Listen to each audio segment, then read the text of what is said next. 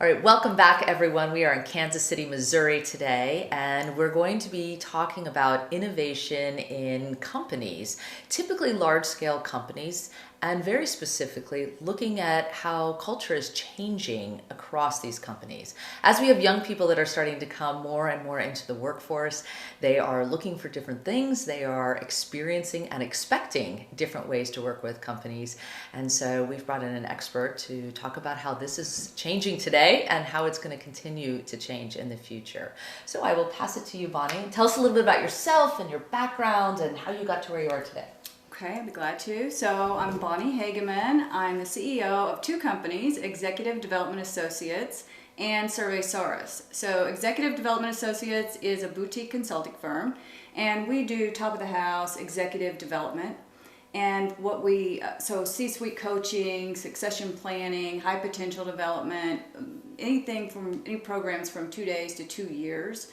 So the executives would go through. So we design those, and we want to advance the strategy of the company. So instead of just going in and just trying to develop the leaders, we want to understand the strategy so that when we would develop them, that we're actually advancing the strategy. And EDA has been in business since 1982.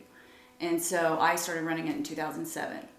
In 2012, we started working with technology and thinking about how we can advance culture using technology, because we want to create compelling cultures.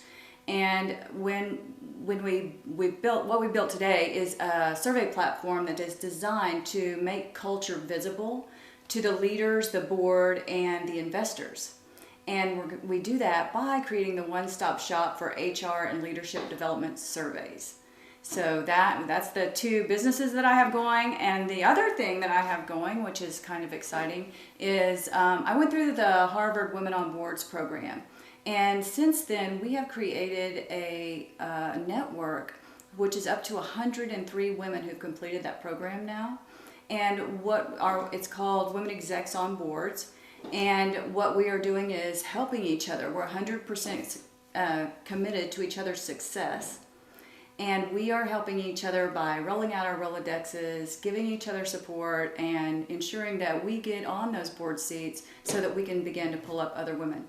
I love it. I love it. It's like the Girls Network. It is the Girls Network. And we're starting to see this in a variety of different ways. You see it in defense. A lot of the senior leadership, the women who are on the inside are looking for the young girls that are coming into military and trying to find their way up. Because so much is about who you know. But I think we can't forget that it also matters what you know. So the Rolodex opens, the opportunity comes, but if you're not ready to perform, then it closes. You still have to be ready. Yes. Well, and I think it's a misnomer, right? We hear a lot of times it doesn't matter what you know; it only matters who you know. And I think it matters who you know to get the opportunity, but it matters what you know to be able to take advantage of it. Well, absolutely. You have to know your stuff. And be the best that you can possibly be at knowing your stuff. And then when you get called on, you'll be ready. Yeah, you said something yesterday when we were talking that you have to nail it every time, right? which is a little tough for people to imagine, right? It's always being ready, but that is something that's starting to be expected, isn't it? Yes. So what happened was when I ran another consulting firm before EDA, and it was called Character of Excellence, and we did leadership development.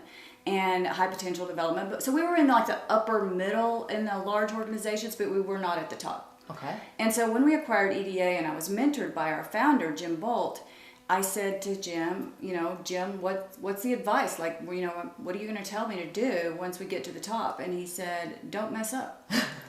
And, that has really stuck with me, because that's it. Like, you have to be so prepared once you get ready to play the game, that whatever the game is that you're playing, just like sports.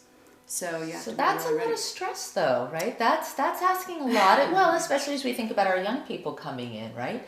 And so as we talk about the culture of a company, there's this one hand of how we nurture, support, and develop, and then this other element of bring your A game every time. Yes. So how do you see companies balancing that?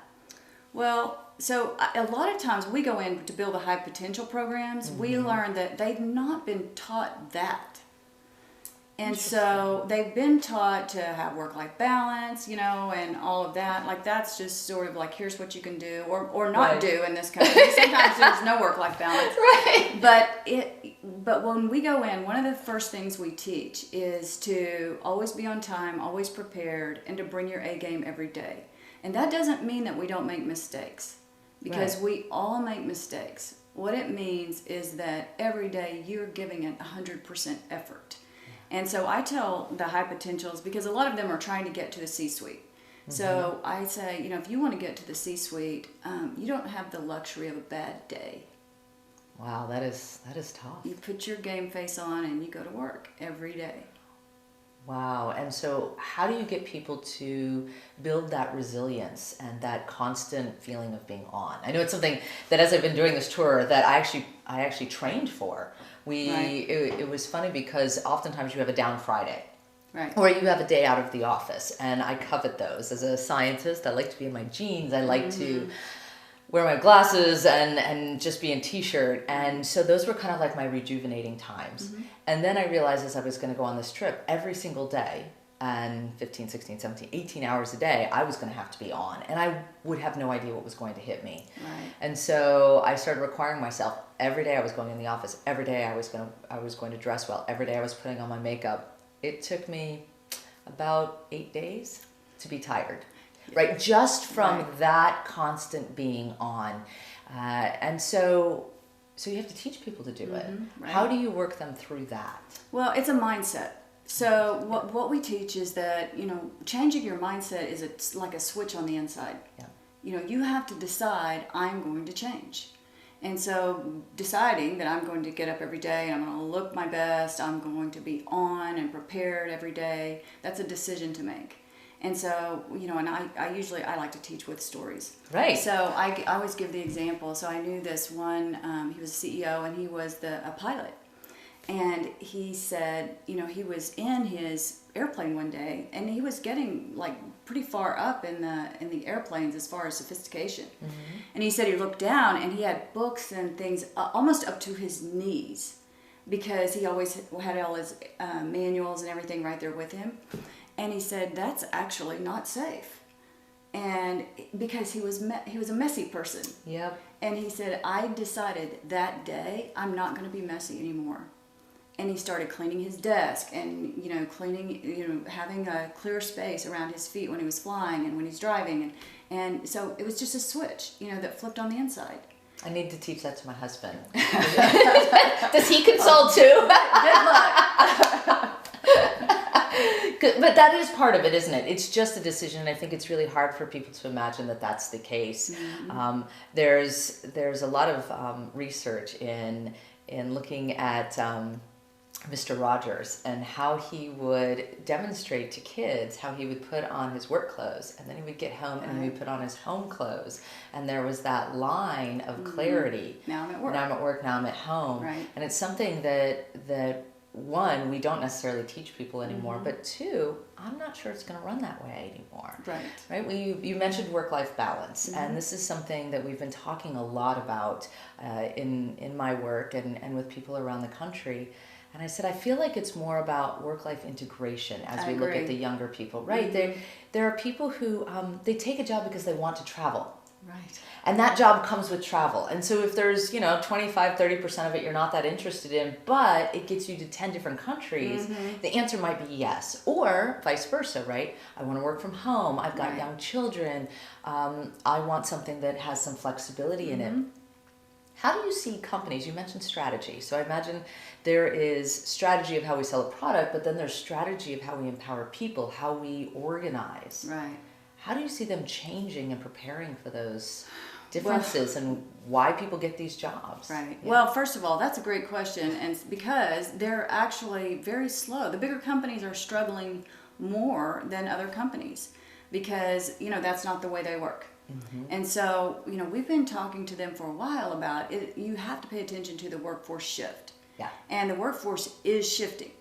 So not only are so many of the millennials wanting to work from home or be flexible, but also the whole command and control versus empowerment.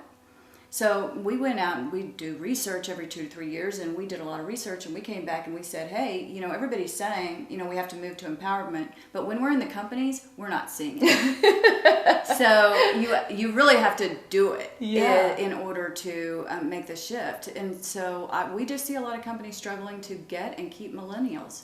There are very few that I would say are really doing a good job of making that shift. They will have to soon. I think they'll do it when they're forced, because of the shifting workforce, the mass exodus of the baby boomers because of retirement. We were talking about some statistics yesterday that are just extreme. Some organizations losing as much as 25% of their senior leaders because that's who's retiring.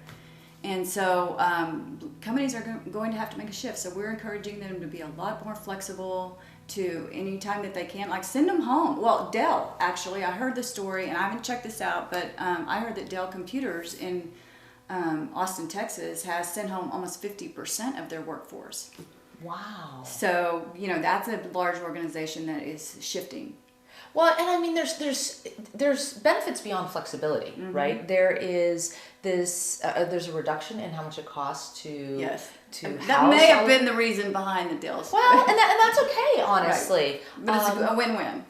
Well, and it also opens you up to different talent, right? I've been looking at possible jobs going forward, and I'm at the point where I'm looking at these at the high level jobs that you're talking about, and then I see them in a certain city, and I think, do I really want to move there? But my very quick next thought is, do I need to move there? Right. Do you really need me there every single day?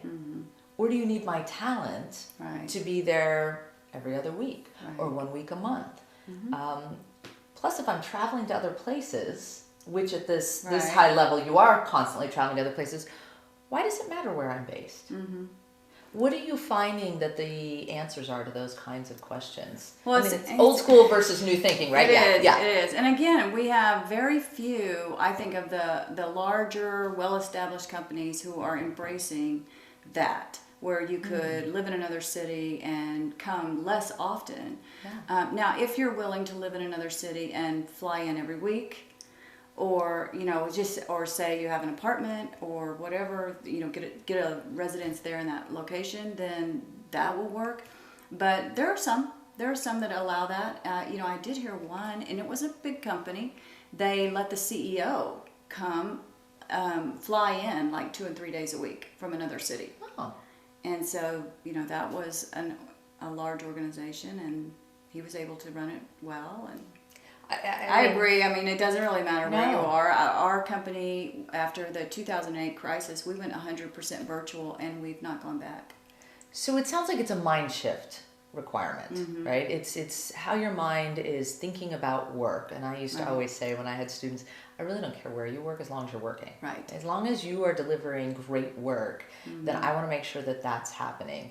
If you're here and present solely so that I feel better overseeing you, and you're producing less, well, then what's my metric of success, right? I've missed the forest for the trees. So what is it that you're saying to some of these companies that allows their mindset to shift? Well, I try to use stories. So I have a colleague who says, I can work from home and do everything that I do here, or I can drive in traffic for an hour to sit at your office, to be interrupted 10 times in the day because of meetings and phone calls and somebody dropping in my office, and then I can spend another hour driving home. Now, I don't know about you, but most of the people that I work with, they would have spent those 2 extra hours working. Right. So you're losing out on that person's performance. But of course, there's the reality that some jobs you actually have to be there. I mean, like let's take healthcare, for example. Right. You can't take the care of a patient day to day from your office at home. Well, that is changing. I know there are technologies that are making it better, but a lot of times you do have to be there. A lot of times you do. That's actually one of those industries, though, that we're really trying to press to change the mindset on, because of a variety of things, right? We have remote areas that don't have access. Right. We have, this happens a lot in the vet community. That's why the VA has really invested in telehealth. We have people that are homebound and people that are very overwhelmed by coming into a PTSD space. So it's actually patient-centered to be able to access them from home, from a place where they're comfortable. And so I think to kind of elongate what you were saying, we assume, I think, that many of these industries have no element that could be accessed somewhere else. But in fact, we might have a hybrid. That's true. Right? Where there are definitely times where you need to be physically present with a doctor for sure, but reading your chart, maybe not, or checking your blood pressure daily, maybe not. Well, and surgery, right? Like now we have like surgeons that can operate from another city. Yeah. So, we are getting there, but you're still going to have someone in the room to set it up. So that's what I'm saying. It is a mix. There's a mix. And so I think when we get to the point where even these that we assume are hard must be present space can turn into at least a hybrid scenario.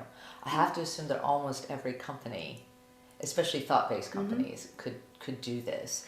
So if a young person is listening and thinking about this, let me ask a slightly different question. You mentioned the word boutique in the beginning. I know in your industry that's a commonly used term, but a lot of people don't know what it means. So can you tell us just a little bit about what that is? Yeah. Well, what we are is a small consulting firm, and we are not trying to be a gigantic, serve everybody kind of consulting firm. What we do is we stay small. We have really high-end consultants, meaning they have been in large roles inside of organizations. They come out and now we consult back. And we do that around executive development. And so it's really hard to find a lot of high-end consultants who can do that work. And again, at the top, you really have to bring your A game every day and, all of that. So it is not our intent to be large. You can always be a little larger, but, our goal is to stay really as a unique partner to a company so that we're a trusted source, but we don't have to be huge. Well, and I think there is very similar in the concept of intentionally the word boutique, right? You think of the handbags that are made by certain designers who then customize them and are able to provide support in a different way than, say, a Walmart, a Target, or something, right? Where they mass produce and there is a consumer market for that. And then there's also this other consumer market. My version, correct me if I'm wrong, is the reason that you want to go in this space, the smaller space, is when you get to that optimizing ability, right? There are lots of handbags that will all carry your stuff, but at some point, one of them is more unique for a purpose. So what gets somebody into that space that necessitates that optimization for a company? Well, rephrase. So companies could come in and have executive support in a variety of different ways, right? In that more mass model, where they would have maybe somebody would ask some questions, somebody would give some quick training, but it wouldn't be customized. What makes us the special brand that they would want to choose? Right. So it's interesting the way you phrased it, because there's a book. I'm trying to remember the name of the author. It's Blue Ocean Strategy. Okay. And they talk about, like, when you're in there with the masses, it's like sharks in the water. It's bloody water. And they say, but once you get past that, actually, the competition is not as fierce. Interesting. And I would say that's how it is with us. There's a handful of people, of companies who work at the top of the house in executive development. I mean, our competitors, the same ones show up all the time. And so you just have a few that you compete with, and all are good. I really don't know anyone who's playing in that space that isn't good. I think our unique brand is that what we bring is that real partnership and extreme seasoning of our consultants. So, for example, if you were the CEO, then you want to know that we have had years of coaching up to this point, that we've had years of coaching other CEOs, that we know their needs, that we've dealt with the publicly traded companies, and all of their different issues that they have. So that seasoning is what makes us unique. Yeah, and it sounds like, kind of, if I read into your answer, that at the executive level, which is going to be a step down, more generic training can be helpful because you're trying to vet, you're trying to support, but there's a larger number of people and they don't need as much personalization. But when you get into that CEO range, now you're into that optimization. Right. piece. So when we say executive development, we're typically talking about the top 5% of the company. Okay. So that's where we work. And then everything else below that is not our sweet spot. It's someone else's sweet spot. Right. It could be like the more generic develop their competencies to get to the higher level. Yeah. So this is something, if I can bring it to government a little bit. Yes.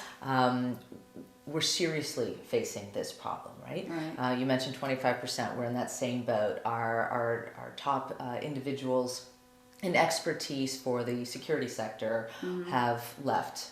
And that's continuing trend, right? Some of that, politics get involved, all kinds of things happen. But part of it is just this generation is moving on.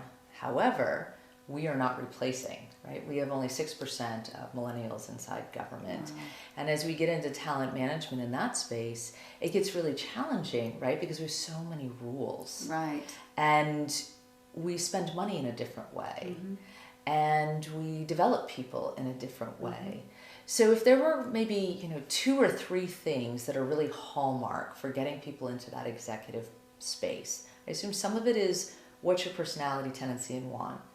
But there's the training side of it. Right. What would be 2 or 3 things that you would really focus on helping people get the training they need to be thinking about moving into the executive levels? That's a good question because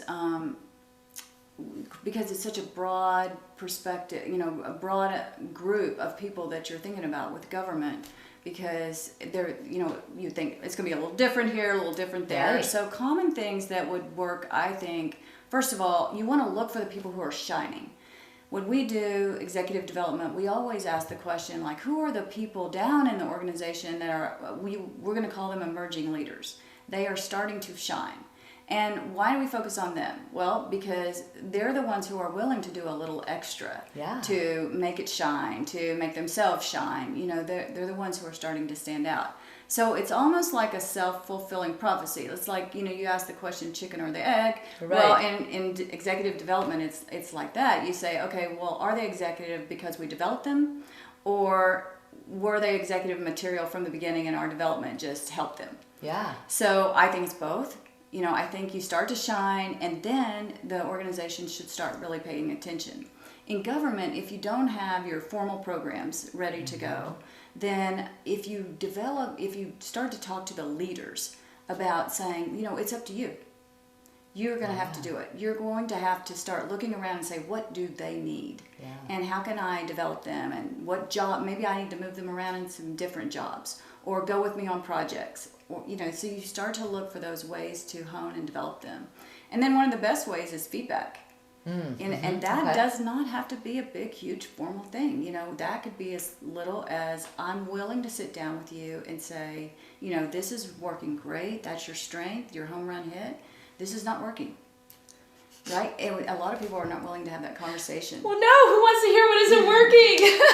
We love to live in our bubble of everything is great. But we don't grow that way, do we? No, we don't grow. And the millennial generation in particular wants the feedback. In fact, they want it more than we want to give it.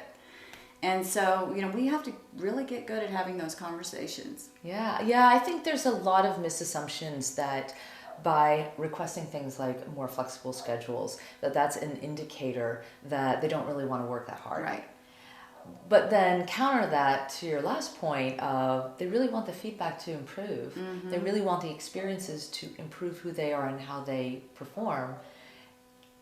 It can't really always be both, right? I mean, and it may be the case that we have, obviously different types of people. I'm making large generalities, but it's a different way of thinking. And I think that becomes the challenge oftentimes, is just that it's different, not that it's better. Yeah, it's a mind shift, switch. So for my last question, how is it that we deal with this multi-generational culture shift? What is it that you're finding in some of the research that you're looking at that, maybe what are the 2 biggies that we need to consider?